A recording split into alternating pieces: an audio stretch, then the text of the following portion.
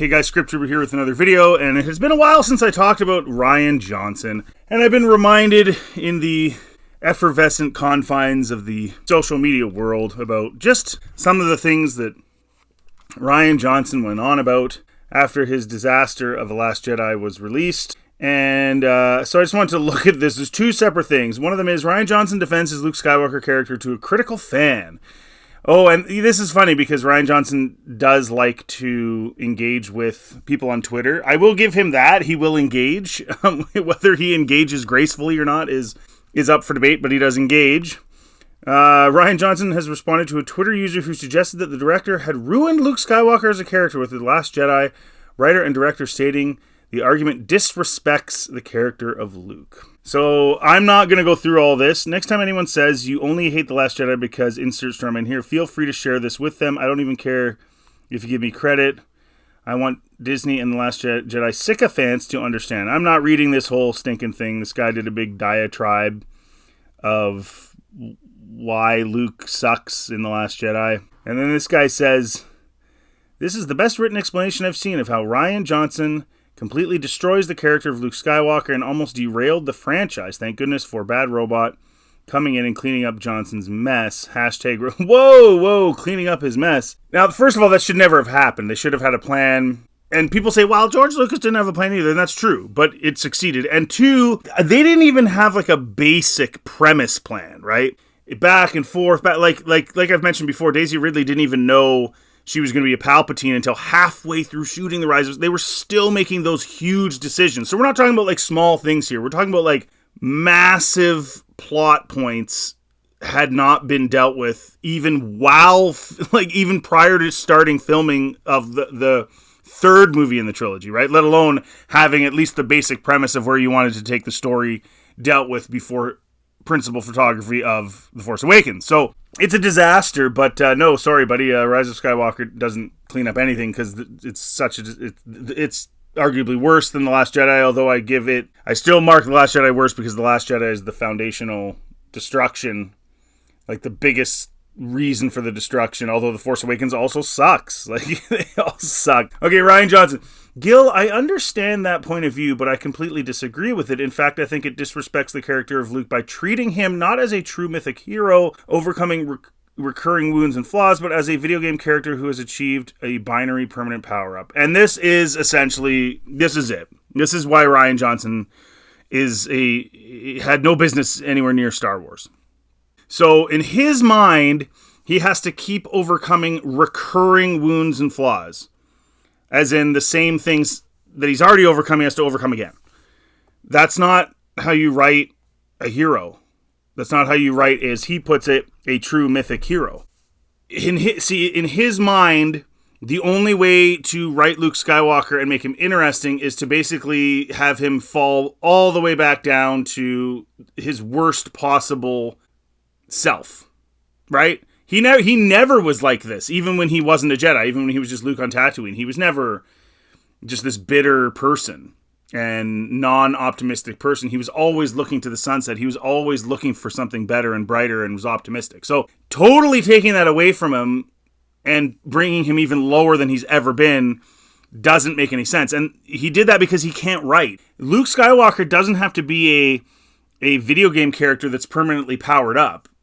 Jedi Masters face issues and challenges. Yoda faced issues and challenges in the prequel. Mace Windu faced issues and challenges in the prequels.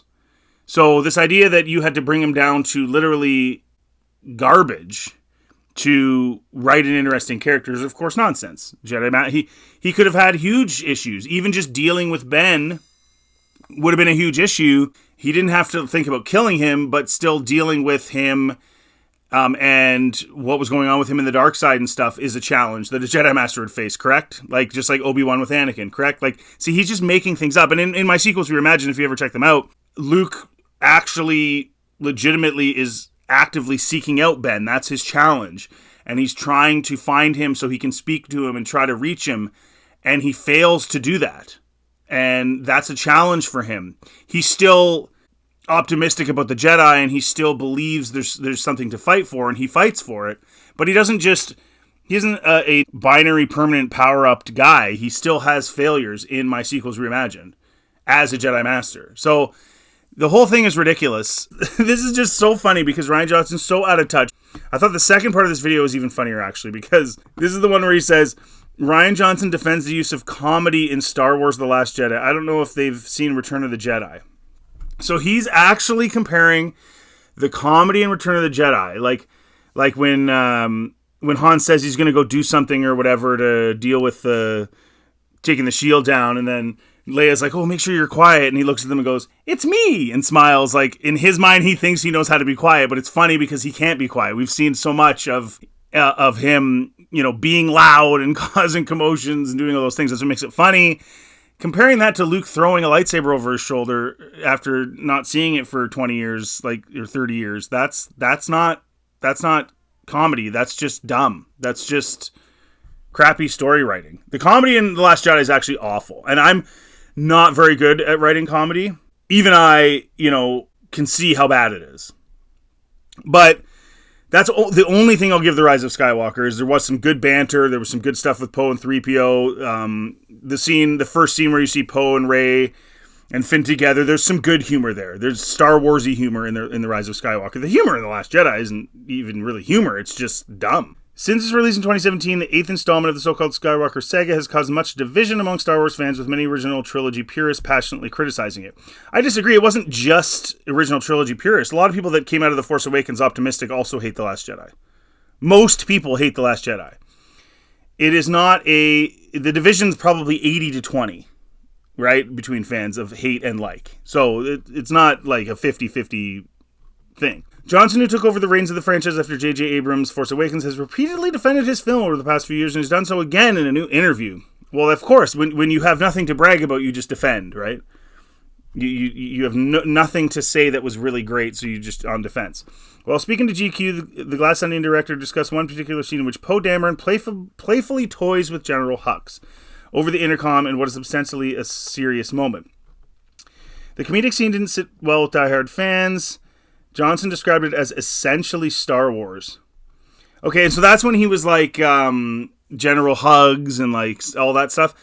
The issue with that was the out of placeness of the humor. You're going into a massive space battle and you're joking around. If you go back to all of Star Wars, there's a little bit of banter between Obi-Wan and Anakin in battle situations. And it's between the good guys, right? Even during battles, Han and Leia, there's banter. Even during different things, there's a certain amount of humor between characters on the one side.